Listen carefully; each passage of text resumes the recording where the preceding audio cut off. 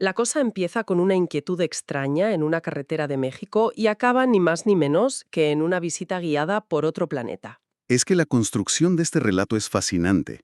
Es un caso de estudio perfecto sobre cómo se articula una narrativa de contacto. Totalmente. No es solo lo que cuenta, sino cómo lo cuenta.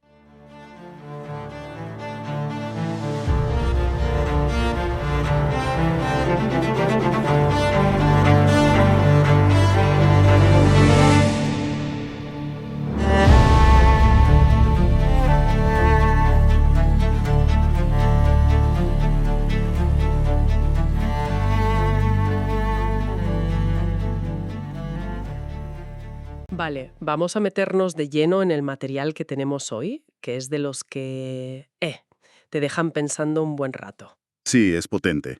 Son extractos del libro La Respuesta, de Pablo Honser. A ver, que quede claro desde el principio. No vamos a entrar en si lo que cuenta pasó de verdad o no. No es el objetivo, claro. Para nada, lo que nos interesa es la historia en sí, cómo está construida, porque es una pasada. Vamos a desmontarla pieza a pieza. Es que es eso. La cosa empieza con una inquietud extraña en una carretera de México y acaba ni más ni menos que en una visita guiada por otro planeta. Es que la construcción de este relato es fascinante. Es un caso de estudio perfecto sobre cómo se articula una narrativa de contacto. Totalmente. No es solo lo que cuenta, sino cómo lo cuenta. La progresión es milimétrica. La cantidad de detalles sensoriales es brutal. Sí. Pasa de la reacción de un perro asustado a describir una civilización utópica entera. Y eso nos dice mucho no solo sobre la historia, sino sobre los anhelos y miedos colectivos que hacen que estas historias nos atrapen de esta manera. Pues empecemos por el principio de todo, lo que Honser llama el llamado. A ver, Él cuenta que de repente, un día empieza a sentir una inquietud muy extraña, una especie de desasosiego que no sabe de dónde viene pero que le empuja a moverse. una intuición casi. Sí, una necesidad imperiosa de coger el coche y conducir hacia la zona de los volcanes. Y hay un detalle que me parece genial. No se va solo. Monta en su camioneta a su perra Doberman, Valka, y se lanza a la carretera sin un destino fijo, solo siguiendo ese impulso. Y fíjate que ese arranque ya es un clásico, no solo de la ufología, sino... De la mitología en general, ¿no? Exacto, de la mitología. Es la llamada a la aventura. El protagonista no es que esté buscando algo, ¿eh? No es un científico con un plan. No, no, es una persona normal. Es una persona normal. Y de repente una fuerza externa, irracional, lo convoca, por así decirlo. Desde el minuto 1 la historia nos está diciendo, olvida las reglas de la lógica cotidiana, aquí vamos a jugar con otras cartas. Totalmente. Y una vez allí, en mitad de la nada y de noche, llega el avistamiento. El momento clave. Primero, una luz potentísima y silenciosa que aparece entre los árboles. Luego, esa luz se eleva y ve que es un objeto con forma de disco, de un naranja muy intenso. Pero aquí viene el detalle que a mí me pone los pelos de punta. El silencio. Uf. Sí, no es que la nave no haga ruido, es que de repente todo el bosque se calla, desaparece el sonido de los grillos, del viento, todo, un silencio antinatural. Y el objeto baja como una hoja que cae, meciéndose hasta quedarse flotando a unos metros del suelo. Aquí hay dos elementos narrativos que son oro puro. El primero, la reacción del animal. Valka. La perra, Valka, que él describe como una guardiana valiente, se pone a gemir y a temblar de puro pánico escondida en el coche. Este recurso es potentísimo porque externaliza la amenaza. Claro. Si el perro, que se guía por el instinto puro, tiene ese miedo, es que lo que está pasando es anómalo a un nivel fundamental, más allá de la comprensión humana. Claro, es el detector de cosas raras, definitivo. Si el perro se asusta, la cosa va en serio. Y el segundo punto es la reacción del propio Hauser, que es una contradicción andante. Totalmente. Por un lado, siente un miedo instintivo, de esos que te paralizan y te gritan que salgas corriendo. Pero a la vez, una parte de él siente una calma extraña, una certeza de que no le va a pasar nada malo. Esa lucha interna es. Sí, y si tiramos de ese hilo, esa dualidad es lo que prepara el terreno para el siguiente paso. La situación es, por definición, terrorífica. Hombre, claro. Lo lógico sería huir, pero la narrativa introduce un elemento de control externo, esa calma inexplicable que anula la reacción lógica. Nos sugiere que la experiencia, por muy extraña que sea, está orquestada. Que no es casual. No, que él no es un mero testigo accidental, sino el invitado a una función. Una función de primera, además, porque entonces se abre una rampa en la nave y aparece una figura. Y la descripción es para alucinar de específica. A ver, cuéntala. Un ser de aspecto humano, muy alto, como de 1,85 m, atlético, pelo largo, rubio platino, y lleva un traje ajustado de una sola pieza, de un color gris plateado, que parece metálico pero se mueve como si fuera tela, y con un cinturón que emite luz. Claro, es que lo que está pintando es el extraterrestre nórdico de manual. El guapo alto y rubio que ya veíamos en los relatos de contactados de los años 50. ¿Ah, ya? ¿Existía ese arquetipo? Sí, en plena Guerra Fría. No son los hombrecillos verdes invasores, sino una especie de hermanos mayores casi arios que vienen a salvarnos de nuestra propia estupidez nuclear. Lo fascinante en el relato de Hauser no es el arquetipo en sí, sino la cantidad de detalles que le añade, como la textura del traje o el cinturón. Son anclajes para hacerlo más real. Y el rostro, dice, era de facciones muy finas, con unos ojos claros, grandes y expresivos que transmitían una profunda serenidad. Pero el momentazo es cuando se le acerca. El ser levanta una mano y, sin mover los labios, Juanser escucha una frase directamente en su cabeza. Comunicación telepática. No temas, Pablo. Somos hermanos. Y el efecto es instantáneo. Todo el miedo que le quedaba se esfuma y lo invade lo que él mismo llama una oleada de paz inducida. A mí, esto de la paz inducida me da un poco de yuyu, ¿sabes? Hombre, es que suena a control mental. Totalmente. Es que lo es, y lo bueno del relato es que no lo esconde. La palabra inducida es clave. No dice sentí paz, dice me indujeron paz. ¿Verdad? Esto es fundamental porque resuelve varios problemas de golpe. Primero, la barrera del idioma. Segundo, la desconfianza. ¿Quién en su sano juicio se acerca a algo así? Pues nadie. Nadie. Esta capacidad, ya sea tecnológica o biológica, les permite puentear nuestras defensas psicológicas. Es una demostración de poder abrumadora. Puedo hacerte sentir lo que yo quiera que sientas. Y esa admisión le da una capa de honestidad brutal al relato. Una vez neutralizado y en modo zen, le invitan a subir a la nave. Y el interior ya es otro nivel. Aquí viene lo bueno.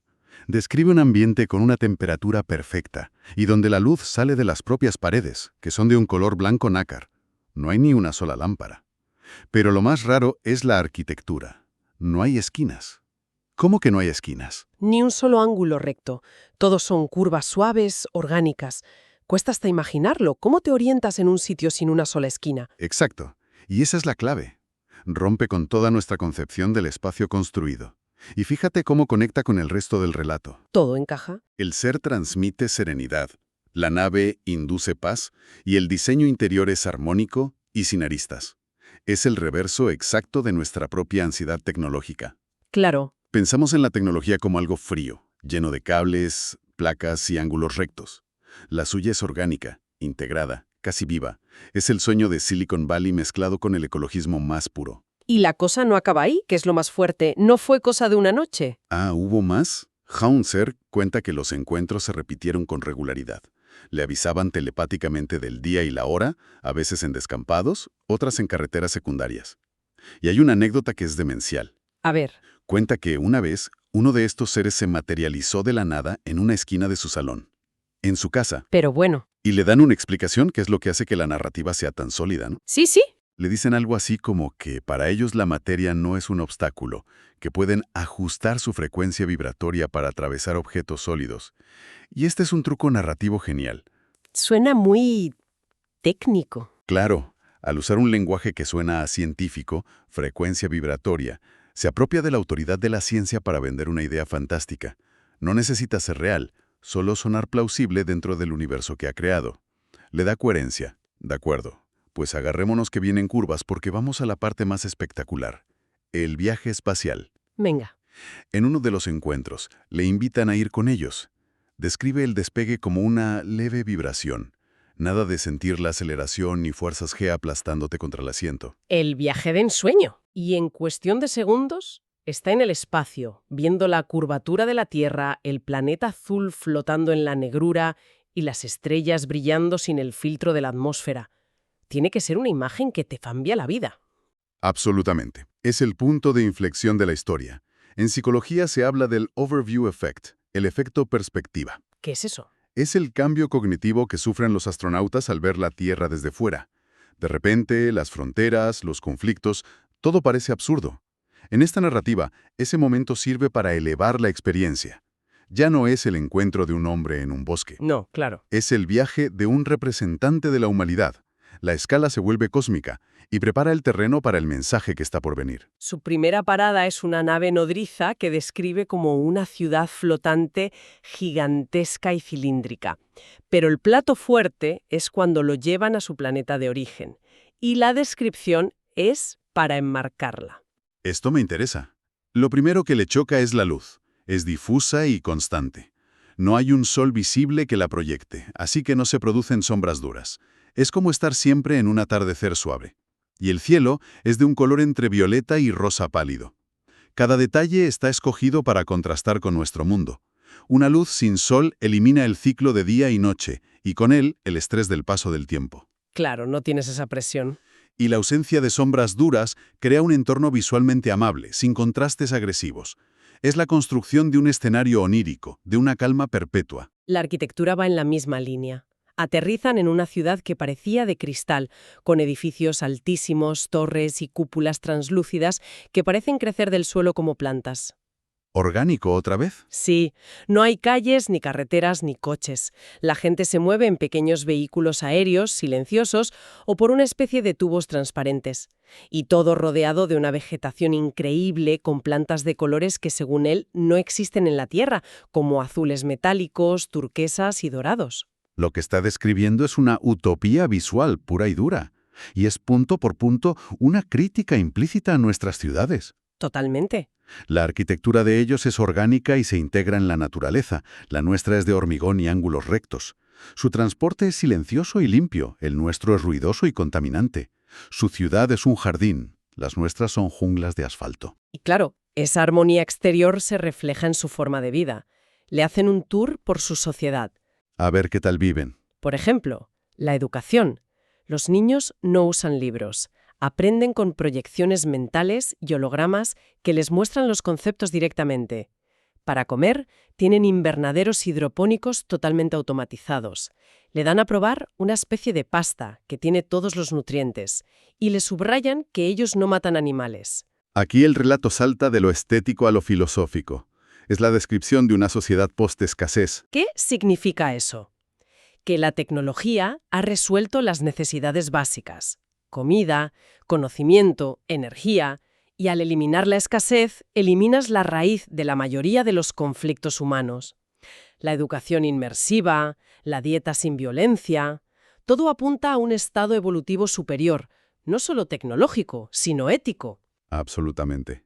Y la joya de la corona es la organización social. Dice que no vio dinero, ni tiendas, ni a nadie con prisa o estresado. El sueño. Todo el mundo parecía tener una función y la desempeñaba con una calma y una satisfacción que les sorprendieron.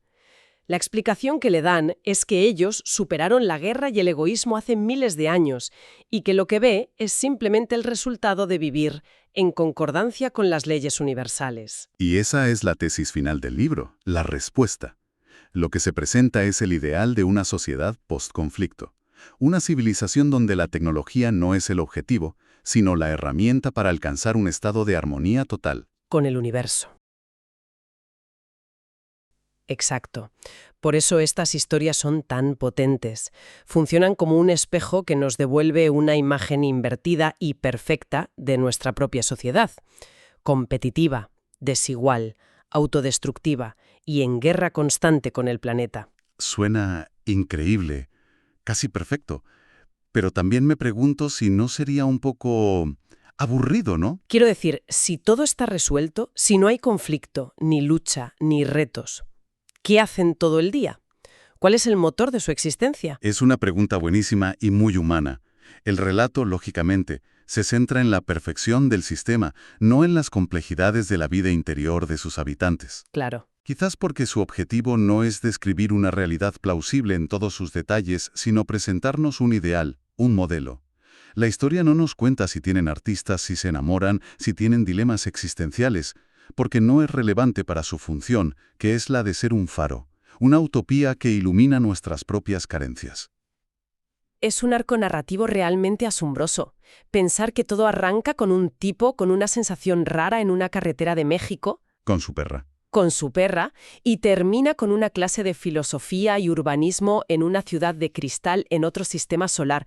La escala es monumental. Y ahí es donde podemos dejar una última reflexión para quien nos escucha. Si dejamos a un lado la pregunta de ¿esto es verdad o no?, la pregunta interesante es otra. ¿Qué vacío en nosotros llena una historia tan detallada y perfecta? Buena pregunta. La descripción de esta sociedad, pacífica, hipertecnológica, pero en comunión con la naturaleza, ¿es un manual de instrucciones para un futuro mejor? ¿Una esperanza a la que agarrarnos en tiempos de crisis? Oh. ¿O es más bien el síntoma de una profundísima decepción con nuestro presente? Una fantasía de escape tan elaborada que en realidad solo delata los rotos que nos sentimos aquí abajo. La pregunta queda en el aire.